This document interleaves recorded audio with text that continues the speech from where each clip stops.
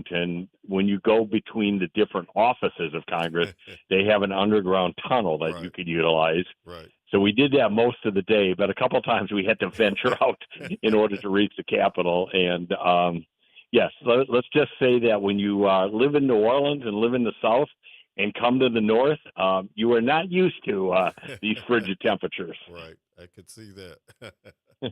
But it's good.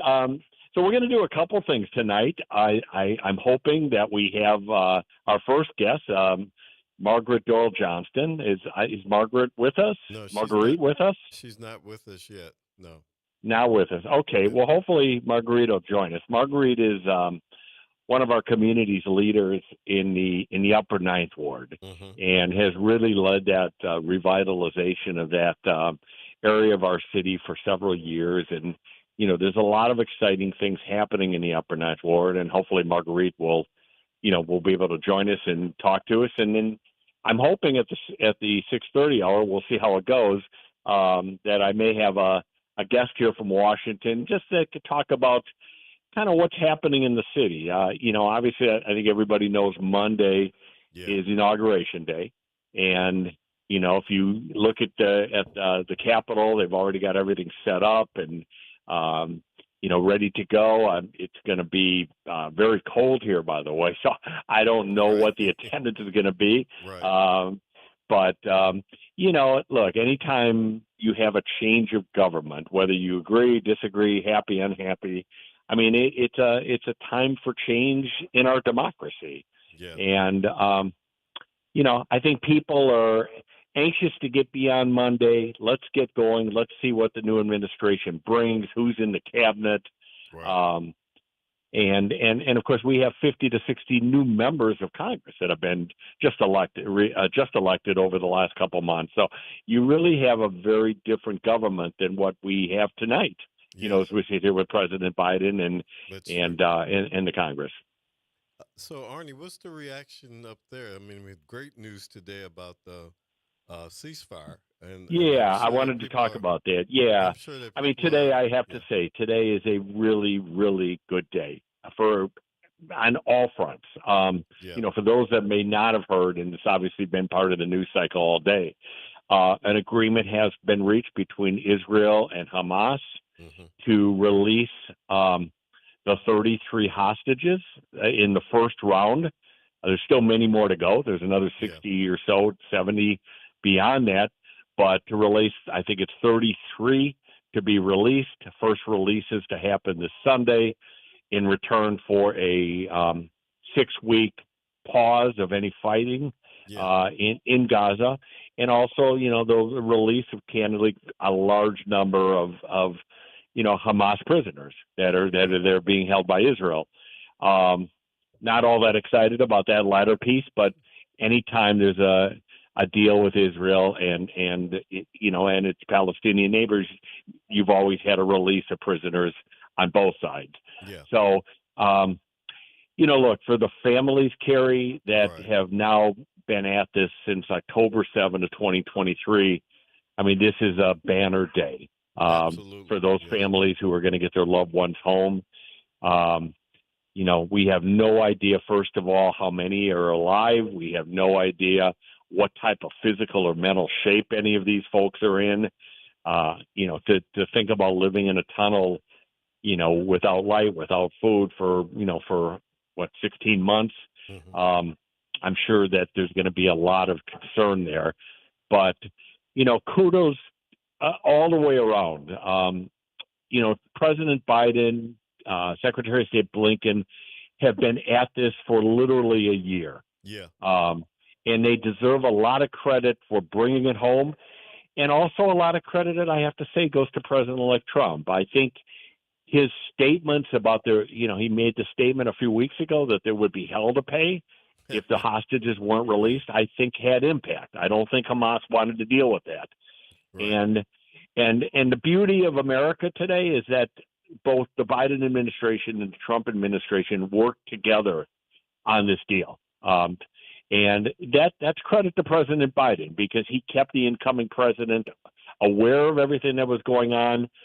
The incoming president, President Trump's Middle East advisor was literally all over the Middle East the last couple of weeks. And I mean, this is just wonderful news. And, I think everybody hopes that um, with this, that this may lead to more of a permanent solution here. Um, Yeah. by the way, one piece that I did not mention that's also vitally important, there's going to be a real surge of humanitarian aid going into Gaza. Yeah. Um, as part of the deal. And that's really important because obviously there are innocent people, on the Palestinian side that are not part of Hamas that have suffered greatly. There's obviously tens of thousands of people that have lost their lives. So the more we can help the Palestinian people, the better it is. And to the extent that we are now looking at the next, what is the next step? Steps. Right. Um, Right. it's not just 6 weeks apiece. It's what will happen after that? Who will govern Gaza? How do we not allow Hamas as a terrorist organization to continue to have a role? How do we bring in the other Arab countries into this so that maybe there is a regional peace possibility? And then ultimately, what does it mean for Israeli-Palestinian peace discussion? So again, none of this could even be possible without a today.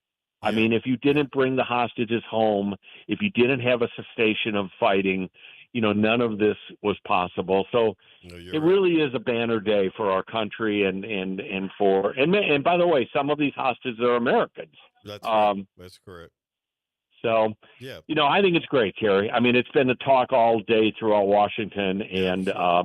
there's just, I think I shared this story with you. I had the chance a few weeks ago to engage personally with one of the hostages' families, a young man from New York. Um, and it just happened that they were the son who had been taken capture was a basketball fan, and we shared my basketball background, and I had the chance to speak with the NBA about this, and they were very helpful and supportive of the hostage, and we found out a few weeks ago, unfortunately, that the young man had died, I think, right on October 7th. Right. And it was just heartbreaking for the family who had, for a year, had held out hope that their son was alive. And, um, I can't imagine, I'm sorry, I'm getting emotional here, but I can't imagine as a father, what it would be like to have a son in captivity for 16 months, That's true. and just what it must feel like tonight. Yeah. To know that, assuming the deal goes through and nothing happens in the next 3 days, that at least some of the loved ones will be coming home. And I want to say this too on Right. the Palestinian side. This is both sides, okay? It is a horrific thing when innocent people, die because of military conflict. I mean, I'm Right. here lobbying in Yes. Washington on behalf of Ukraine, and there have been 100,000 plus Ukrainians have died. There's been more than 500,000 Russians that have died. And you forget sometimes that each of these people has a mother and a father and a brother and a sister Yeah. with them, and what it means to that family. And I just hope and pray tonight that this is maybe the beginning of peace in the Middle East. It's about time Yeah. that peace comes to this region, that fighting stops, that those that want to be an impediment to peace are destroyed, including Iran, and that we could have peace. Because I believe both Palestinians and Israelis, at the end of the day, I really believe, Kerry, that they want the same thing that we all want: a, Yeah. a life for a family, a good education, good jobs, and enjoyment of life. And obviously, that hasn't been the case in the Middle East for many, many years. And I'm hoping maybe tonight is the beginning of that. Yeah, I agree, Arnie. The thing that sometimes we get callous to because it's just so much of it and things going on all around the world is the human costs of all these things. And as you said, it's great for the hostages to be released and the family reunions and everything, and hopefully all that goes really well. But it's also the suffering of the other people is great that humanitarian aid will be able to get through finally in a lot of places. And I think everybody wants the end of war and conflict. And hopefully, like you said, this is a first step. And use these 6 weeks for God's sake, everybody from the Trump administration, everybody, to really try and find some solutions and keep the peace because you have an opening now, and it's great to have an opening and actually use that opening. Not a lot of rhetoric or anything like that, but to really try and get to the bottom of what this is all about. I mean, this is great news, but it has to be used in the right manner. Right. It has to have legs and Yes. sustainability Yes. to it. And and I also think we have to be realistic. There are still forces of evil out there that Yes. do not want peace in the Middle East. I mean, I will tell you that the Sure. reason I think, and a lot of people think that the real reason October 7 happened is that the United States was very close to brokering a deal of peace between Israel and Saudi Arabia. Yeah. And because of the politics and because of religious factors, Iran and its leadership did not want that. And I think in many ways, that's what fueled its proxies in Hamas and Hezbollah to attack Israel on October 7. And, let's be honest, they were successful in that regard because Sure. they stopped in the tracks, any Any further escalation. discussions between Saudi Arabia and Israel. I Right. think those peace discussions are Yeah. now back on the table and Yeah. very doable. And I think if we see the forces that want to be the impediment, we have to take care of them, whether it be Iran, whether it be Yemen and the Houthis, whoever it might be, because Sure. I will tell you, it is good or bad with President-elect Trump coming into office. I think that there is a chance for peace in the Middle East, and I mean regional peace of all of the Yeah. Arab Yeah. countries Yeah. and Israel and the Palestinian people. I think there is an opening there that hasn't existed for a long time, and now the question is, will the parties walk through it? And Yeah. also there's we're going to have to look at internal politics here because I could tell you in Israel, while most of the country is tonight celebrating, there are some within the Israeli Right. government that oppose this peace agreement, Yes. and um, they threaten to bring down the government, and we'll have to see how real that threat is.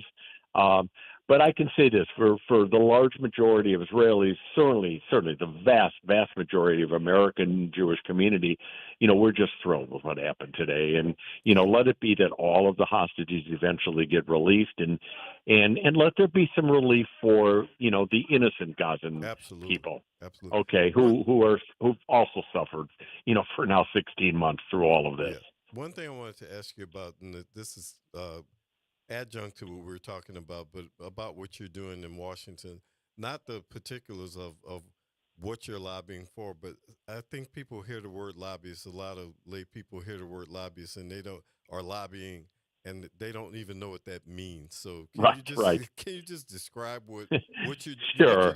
And I want to am say not a registered yeah, lobbyist. but Okay, I am I want to say I'm just this. a concerned citizen. Yeah.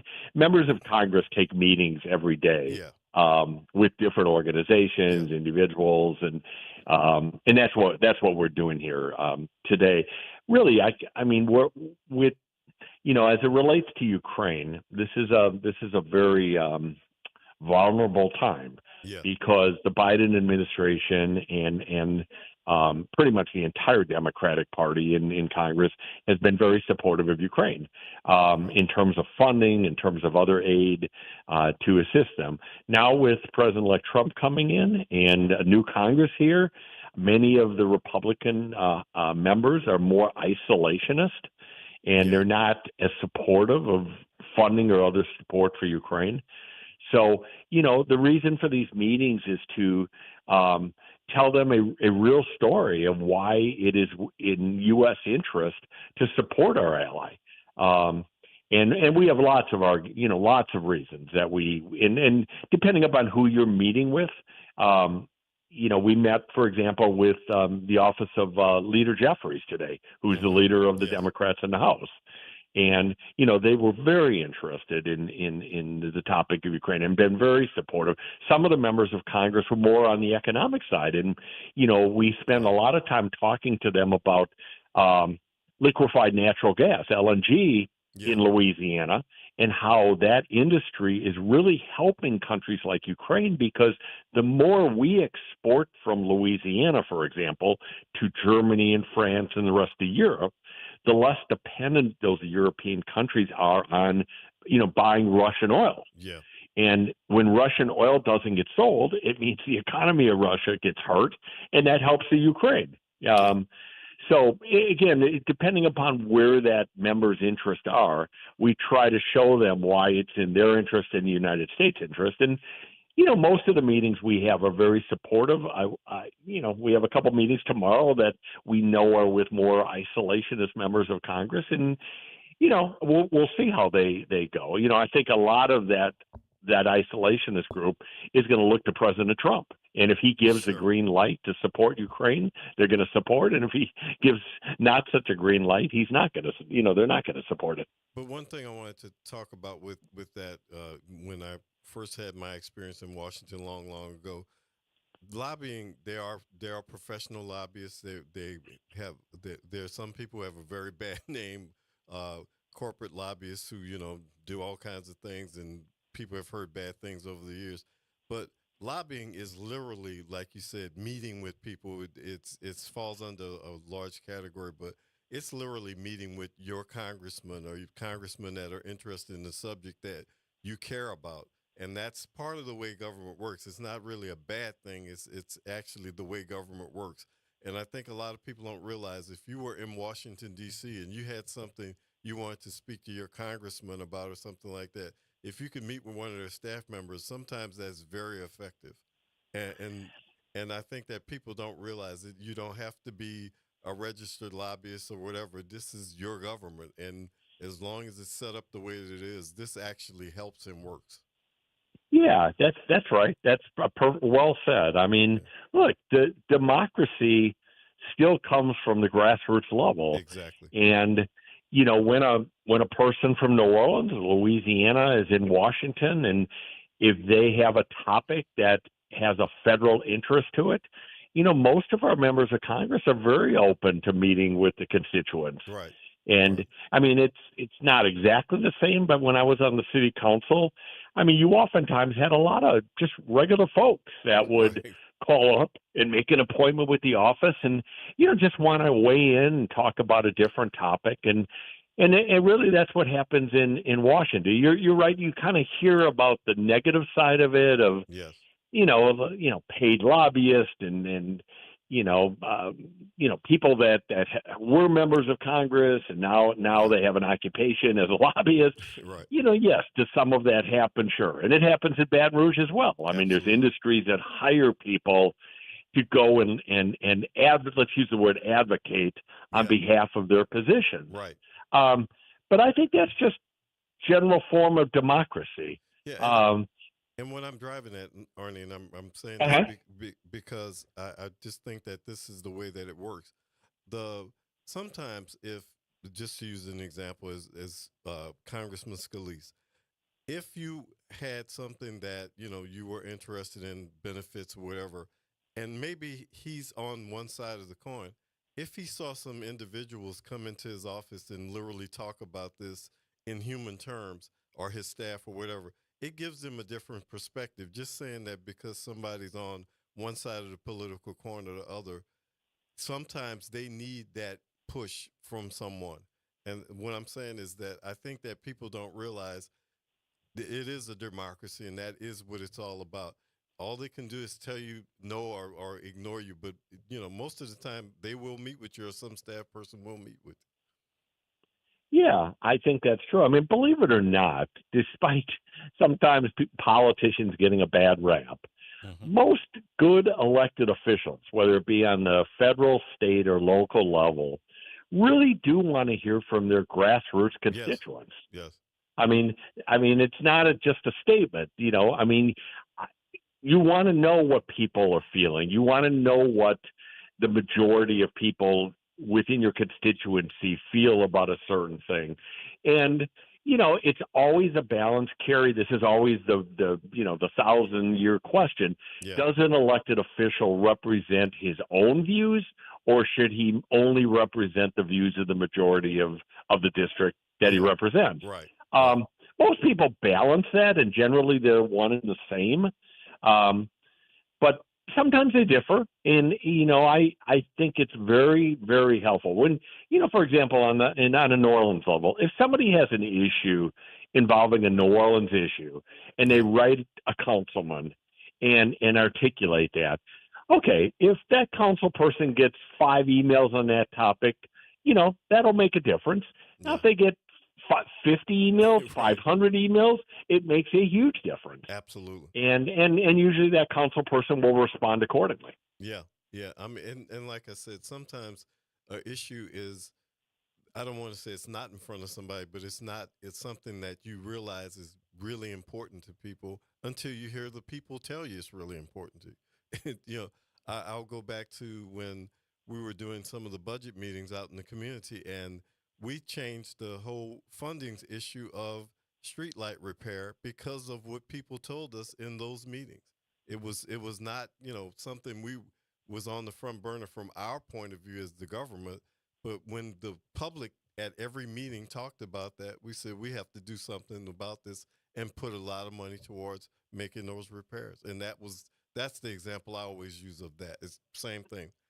Community meeting is just like go and talk to somebody in their office.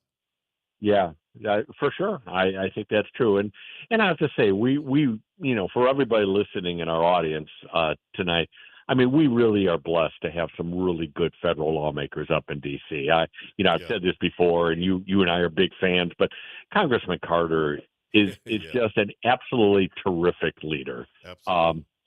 I just left his office an hour ago. We spent about a half hour, with my partners involving Ukraine, and we talked Ukraine, we talked terrorist act. And one thing I told him, I was so proud of him, of what he did on January 1. Yeah. His public Yes. comments, his Yes. appearance at the press conference, at a time when New Orleanians really needed somebody to be smart and And and calm. and empathetic. And calm. He was that. Yes. He was all of that. Yes. Yes. He showed great leadership. And last night, I don't know if you had a chance to hear the show, but we talked about the fires in Los Angeles, particularly with my bonus daughter who lives out there and came back because she had to evacuate. And it was a lot about Okay. leadership, about Governor Newsom versus Karen Bass, and not talking bad about anybody, but just different styles of leadership and what people need in a crisis. And I think you're right. Troy was very much on the scene, very well informed, very calm. And I keep saying calm because in a crisis like that, people want you to be calm. When you're telling people there may have been IEDs, more IEDs, or whatever, you want the public to think, somebody's on top of this and everybody's taking this the right way, where they're doing this in a logical manner and things can be resolved. You don't want somebody who's spouting off. You don't want a leader who's not showing leadership, for lack of a better way of describing it. No, absolutely. And I have to say the same thing. We met with, as I said, we met with Congressman Cleo Fields today, Yeah. who I've known the congressman a little bit, but not all that well. Yeah. And he was such a gentleman, and so enjoyed meeting with him. And obviously, he's very in tune to what happened in New Orleans on New Year's, and we Yeah. talked about that. Tomorrow, we are meeting with Majority Leader Scalise's office, and Yeah. and Steve has also been. I want to single him out. He's also been, a great leader in my opinion, on a number of issues. For our city. So, again, politics are such that we can always find fault on something. Okay. Right. I mean, we're never going to agree 100% with every elected official on every topic, but I just think between who we have representing us in Washington right now, I feel very good about our And Kerry, we have some, aside from foreign policy, Yeah. we have some really big issues here. I mean, Yes. the flood insurance issue, which is a federal issue, Yes. is still here in D.C., and we are going to need bipartisan support Right. because, as you and I have talked about in some prior shows, if we don't get control of this flood protection or flood insurance and the cost of it, I mean, either people are just going to not buy it, in which case they're putting their entire livelihoods at stake, or they're going to go broke trying to pay for it. So we've got to get that 2.0 flood protection risk to a better system that we have. And then, of course, when you deal with homeowners insurance and auto insurance, another huge issue. We just can't afford where we are right now. So federal help in all of those areas is important. And, we need our congressional delegation to play a lead role in all of that. And I think another thing that's very important that people need to realize is, we have the Speaker of the House is in our delegation. We have, like you said, the majority leader. We have, when you have these type of positions that have a lot of power and a lot of clout about setting the agenda and making, things happen and getting votes and the like, I mean, we need to use that to make sure that things actually work for us. These opportunities don't come along very often. And like you said, this is one issue that's very bipartisan. So, that's something that those guys can work together and get done. Yeah, I totally agree. Well, I know there's been some big issues over the last couple of days. I read about the homeless situation there, and the new shelter that's being opened, and you and I could probably spend a show on that. Maybe tomorrow night we will really dig into that, because I don't know how you feel, Carrie.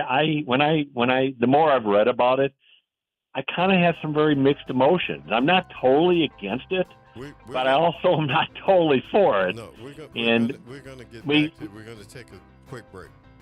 Yeah, we're going to have a guest coming from DC upon our return. So 504-582-9422. We'd love to hear from you tonight, and we will be back in just a minute.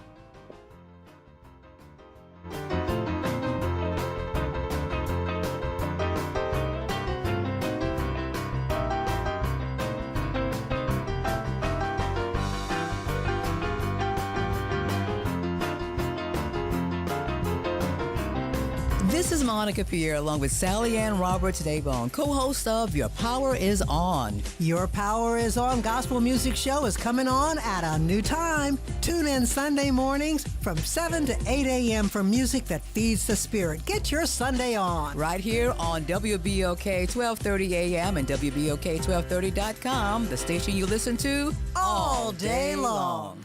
WBOK 1230 AM, online at WBOK1230.com. It's now time for Let's Elevate, the Arnie and Carrie Show with Arnie Philco and Carrie Grant.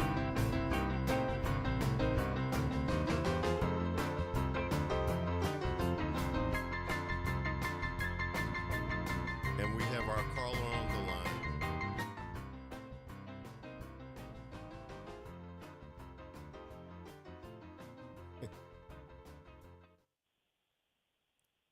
Hello? Yes, we're having a little bit of technical difficulty here. All right, Carrie, I'm with you. Are we live? We're live. We're okay. We're trying to get back our caller from DC. Okay. Yeah. All right. Yeah, we're gonna have Daniel. I'm probably pronouncing this wrong. Vaistein. He's on the line now, Arnie.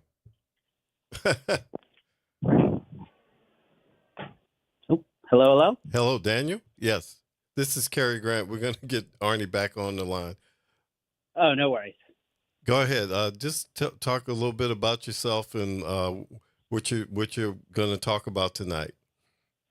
Well, sure. So my name is Daniel Feinstein. I'm an advocacy associate at Razom for Ukraine. Razom for Ukraine is the largest advocacy organization in the United States that supports a free, democratic, and prosperous Ukraine, and also supports a strong bilateral U.S.-Ukraine relationship as well.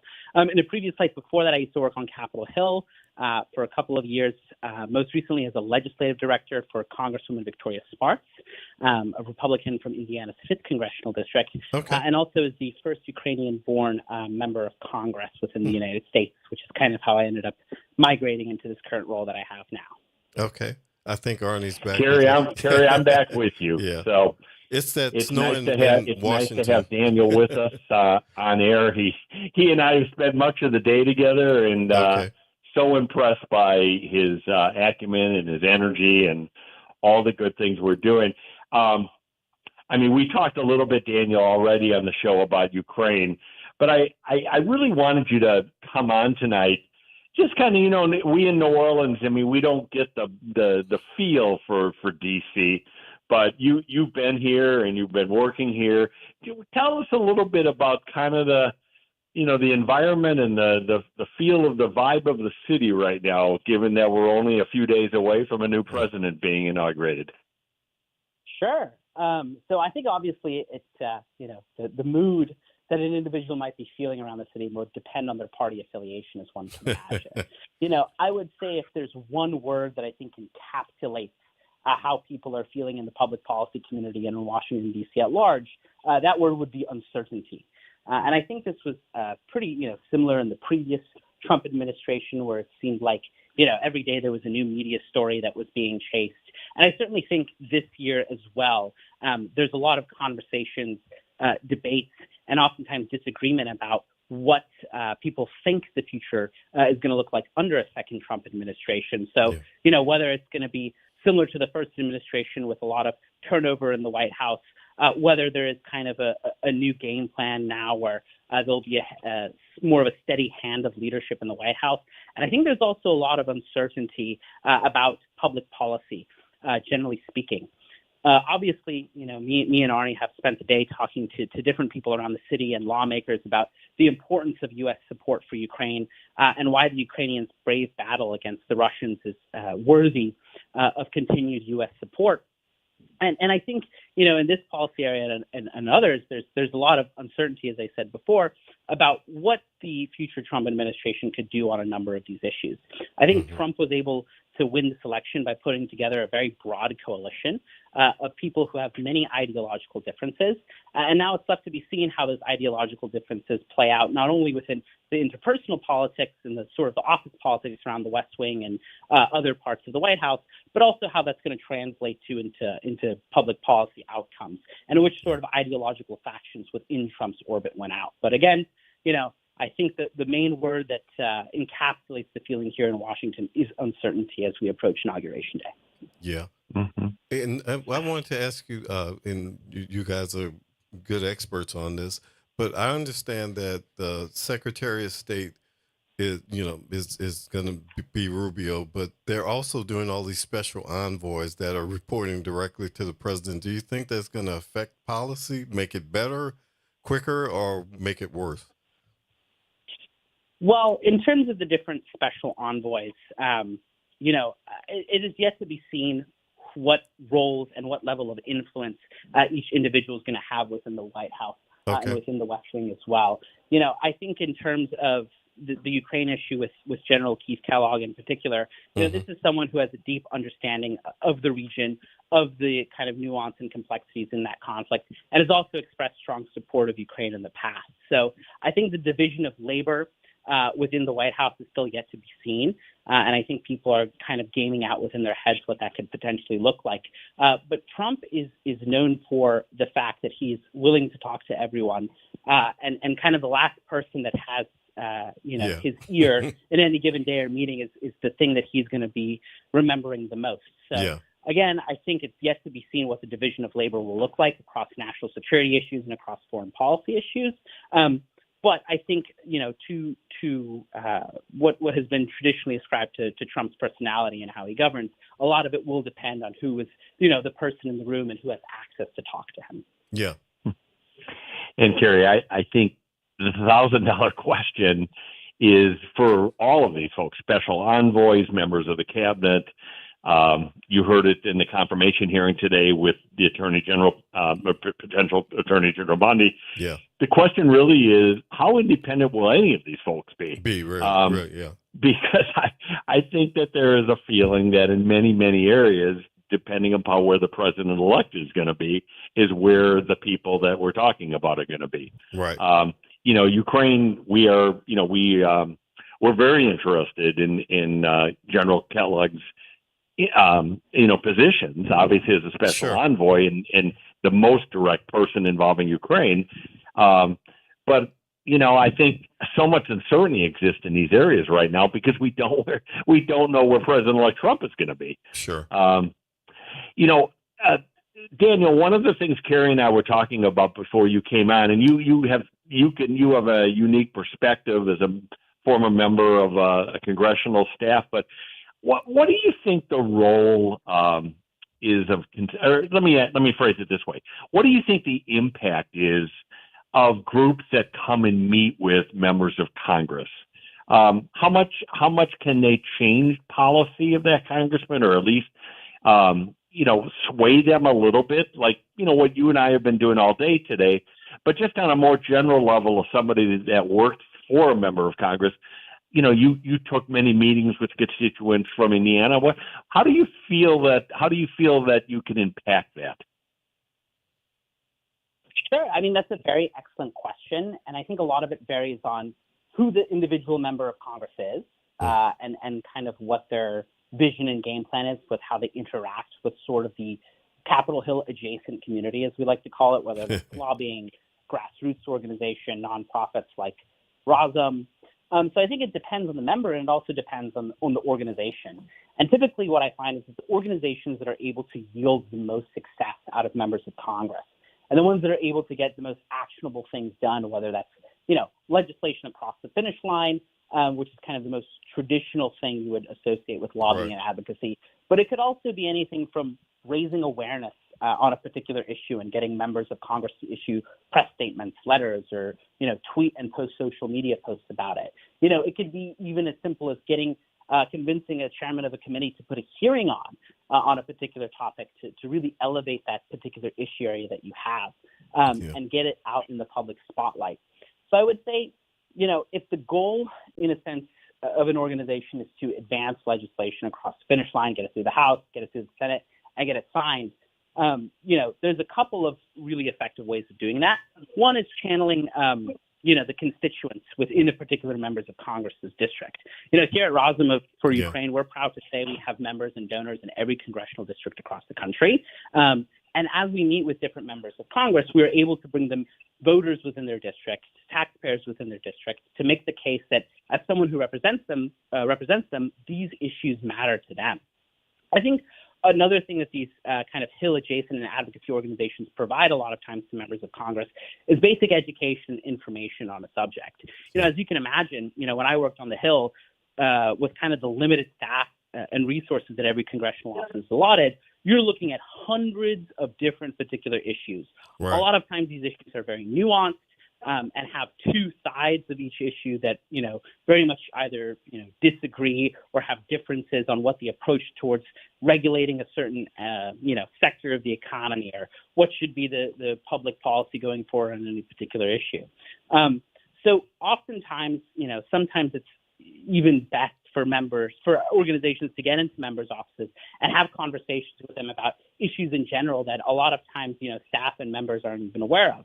And once you get through that initial gap of kind of educating a member of Congress, if they're not already or don't have a position on the issue, about where your organization is at, what you're advocating for and why, and if you're able to bring in that district connection through constituents or people that are associated with that member's office or their district, that's typically the most effective way to get things over the finish line.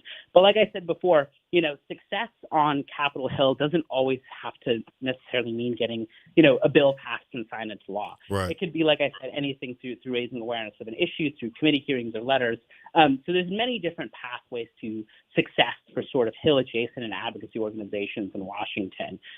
But the main thing is getting, buy-in from the district and the constituency, and also being able to fill and provide that educational gap that oftentimes members of Congress are missing. And on a practical level, I just want to ask this question of you, because you're doing a particular type of advocacy. Is it true, because people always say this about lobbying or whatever, there aren't doors slammed in your faces? I mean, everybody's at least giving you a chance to make your case or your argument. Well, not every time you're going to get the outcome you want or the meeting you want.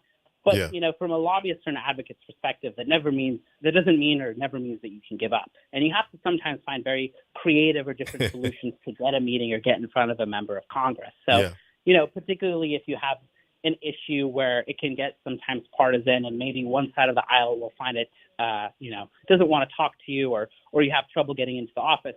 You sometimes have to find, creative ways, and obviously that's figuring out who could be connected to that member of Congress within your network. Right. How do you build out relationships to build that level of trust with that office?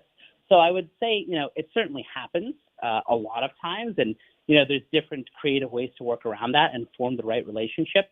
But I think for the issue that that I work on, which is pro Ukrainian advocacy and continuing for U.S. robust support. There's we're fortunate enough to have such bipartisan support for this issue on both sides of the aisle, Republicans and Democrats, that even if a member of Congress is not interested or willing to meet with us or discuss with an issue, we can always find either, like I said, someone from the district or someone that is connected to them that feels strongly about U.S. support for Ukraine as well. And that's kind of done wonders, in my particular case, for trying to get meetings on behalf of the organization.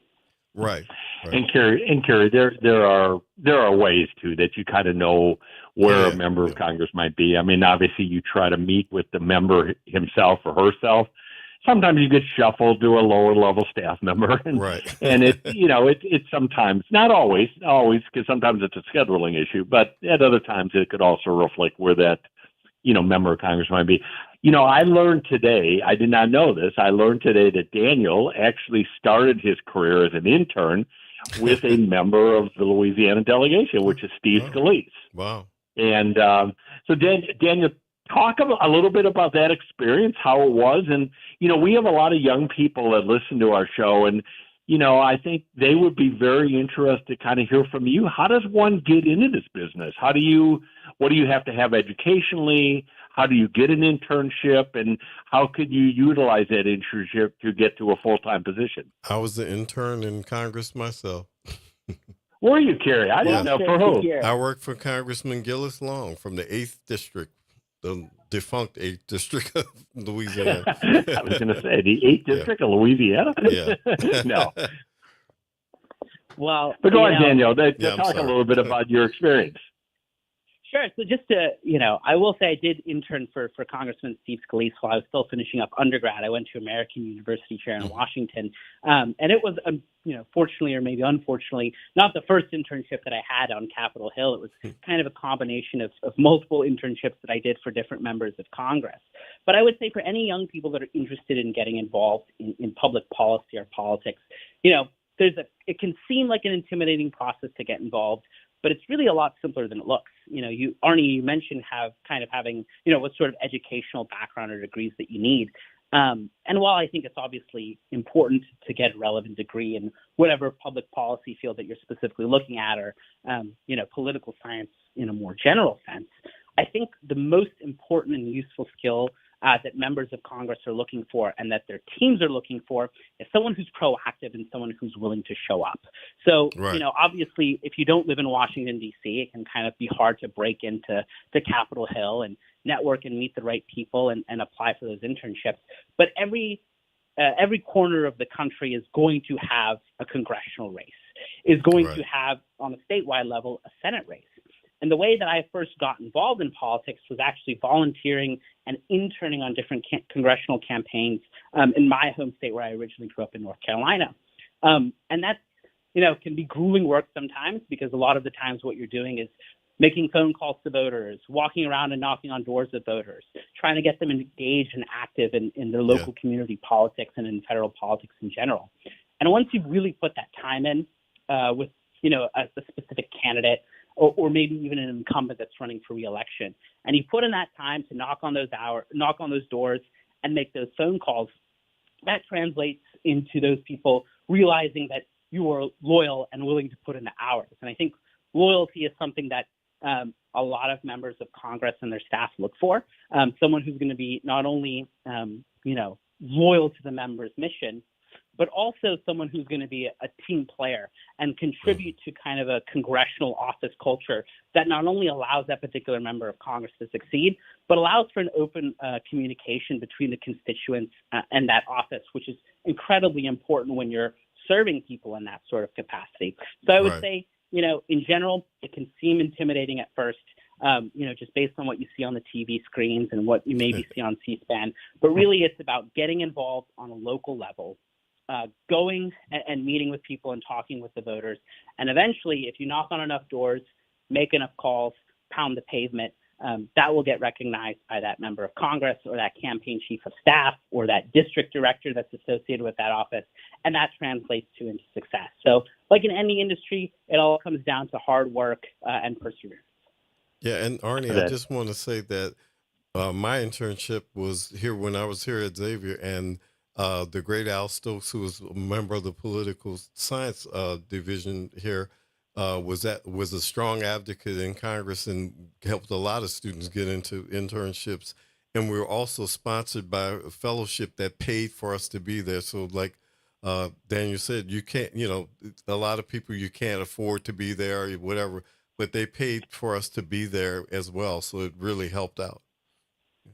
Well, that's terrific. That's a terrific program. Those programs I need to be, augmented these days. Yeah. Well, I think the message is that whether it be at the federal level here in Washington or at the state level in Baton Rouge or at even the city level in New Orleans, I mean, it is a really great profession where you can really help people directly. Right. By getting involved in working in these staffs and, having engagement with the elected official. And, I commend anybody that wants to do it, go for it. Get that background, put that hard work in, and you might have a chance. And Daniel, tell me if I'm wrong, but there's a lot of elected officials in Washington started out at some point in their career as members of staff, right, of Congress? Sure. Yeah, that's absolutely correct. You have a number of chiefs of staff, who directly, in some cases, were the chief of staff for the retiring member of Congress. And oftentimes you see a lot of members of Congress started their careers kind of lower down on the totem pole in the staff world and sort of served as kind of junior to mid-level staffers. So you are correct. It is certainly very common. Why don't we, we're going to close out the interview, but I want to just maybe touch upon one more topic that we've been talking about throughout the day, and Carrie and I started the show with, and that is the news coming out of the Middle East today. Just as somebody that has been involved in the Middle East and the politics there, and I know you've got family there as well, what's your reaction to the news of the settlement today? Well, I think as someone who works on the Ukraine issue and U.S. support for Ukraine, I think it's become abundantly clear to everyone watching that you are seeing this new axis of invaders and this new axis of aggressors forming. And you see that cooperation and collaboration happening between, rogue nation states like Russia, Iran, North Korea. And you're seeing the interoperability of these bad actors and how they've worked together to really advance quite a nefarious agenda around the world. And Arnie, as you know, Iran is a key pillar to that. Whether it's the destabilization and that destabilizing force that they've caused in the Middle East, or whether it's their continued support of the Russian war effort through, economic measures, or whether it's through the manufacturing and building of Shahed Iranian drones, which are being used on a day-to-day basis to pummel Ukrainian civilians and Ukrainian cities into the ground. So, hopefully the ceasefire resolution holds and we can forge a larger and more tangible peace within the Middle East and bring this conflict to a close. But at the same time, from my current role and my current perspective, it's going to be very interesting to watch, if the ceasefire holds, how the relationship between Iran and Russia continues to develop. And if that gives the Iranians more room and more leverage to continue to support Russia in its brutal and unjust invasion of Ukraine. So, I hope, that this does lead to peace. I think everyone around the world, in the United States, in the Middle East, and in Europe, want there to be a peaceful resolution of this outcome. But again, this axis of aggressors is active. It is a powerful force, not for good. And we have to continue to be vigilant on how these actors are working together, whether it's Iran, Russia, North Korea, or China. Yeah. Very, very well said. And I just want to close it up with this statement is, a lot of times, Daniel, we get asked by people, why are we talking about global affairs? And, we live in New Orleans, we got our own issues. But the reality is we saw it, unfortunately, firsthand on New Year's Day, is what happens in the rest of the world. And in this case, what happened in Syria, what happened with ISIS, can very much have a direct impact about what happens on America and on an American city. And I think it's really important that our listening audience and those in New Orleans, stay abreast of what's happening in the Middle East, stay abreast of what's happening in Ukraine, because ultimately these, have a way of coming back and directly impacting our own lives here in the United States. So, I want to thank you. It's been a pleasure to meet you, to be with you all day. You and I got a full day. I'm exhausted, by the way, but another full day tomorrow of meetings. And just want to thank you for all you're doing for Ukraine and really for what you're doing for the United States. It's really terrific. And thank you, Daniel. I appreciate your efforts as well. And good luck in everything that you guys are doing. I know this is really hard work, and I appreciate what both of you are doing there. Absolutely. Well, thank you so much for having me on, Arnie. It's been a pleasure to get to know you these past couple of days. And, thank you for being so much in this fight with us for a free, democratic, and prosperous Ukraine.